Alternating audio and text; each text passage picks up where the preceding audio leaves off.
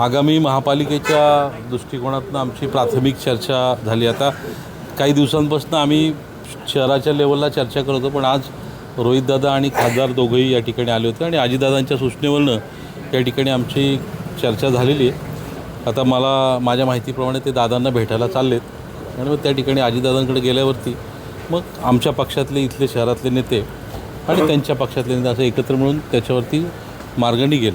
पण किती जागा वाटपासाठी त्यांचा आग्रह एक्झॅक्ट आकड्यावर अजून आलो नाही आम्ही. तर शेवटी पक्ष त्यांची मागणी आहे, आमची आपण सिटिंग जागा आहेत, त्याच्यामुळं जिंकणाऱ्या जागा त्यांनी घ्याव्यात अशा प्रकारची भूमिका आमची पण आहे, त्यांची पण भूमिका तीच आहे. महाविकास आघाडीला सोबत घेऊन हा प्रस्ताव आहे की फक्त दोन्ही राष्ट्रवादी एकत्र असतात? नाही, आमचा प्रयत्न महाविकास आघाडी एकत्र आणण्याचाच आहे. महाविकास आघाडी आमच्यावर यावी असाच प्रयत्न आहे. शेवटी वरिष्ठ नेते जो काय निर्णय घेतील, दादा जो काय निर्णय घेतील त्याप्रमाणे आम्ही पुढे जाणार आहोत. इतक्या गुप्त बैठका का होतात? नक्की दबाव घ्या, भाजपकडून दबाव आहे का तुमच्या उमेदवार असतील किंवा जे दबाव वगैरे मुळीच नाही आहे. की काय आता आम्ही पण महापालिका जिंकायच्या दृष्टीने प्रयत्न करतो आहे आणि जिंकण्याच्या दृष्टीने जे काही समीकरण चांगलं असेल ते करण्याचा प्रयत्न आमचा आहे.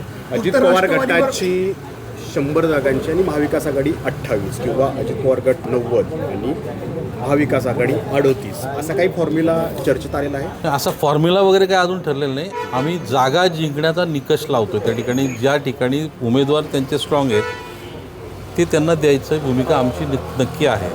जागा वाटपात काही तिढा निर्माण होऊन आघाडीत बिघाडी होऊन की तिथपर्यंत काही जायचं नाही? तसं वाटत नाही, कारण सगळ्यांचं उद्दिष्ट एकच आहे की महापालिकेमध्ये पुन्हा एकदा राष्ट्रवादी काँग्रेस असेल किंवा आमच्या सहकारी पक्षांची सत्ता या महापालिकेत अजितदादांच्या नेतृत्वाखाली खरं म्हणजे या शहराची जडणघडण झालेली आहे आणि शहर चांगलं करण्याचं काम दादांनी केलं. शरद पवारांच्या राष्ट्रवादीबरोबर इतर जे पक्ष आहेत ते बरोबर घेणार आहेत का तुम्ही महाविकास आघाडी? हो, आमची शिवसेनेची पण त्या चर्चा झालेली आहे. मनसेसुद्धा आमच्या संपर्कात आहेत. सगळेच पक्ष जवळजवळ आमच्या संपर्कात आहेत.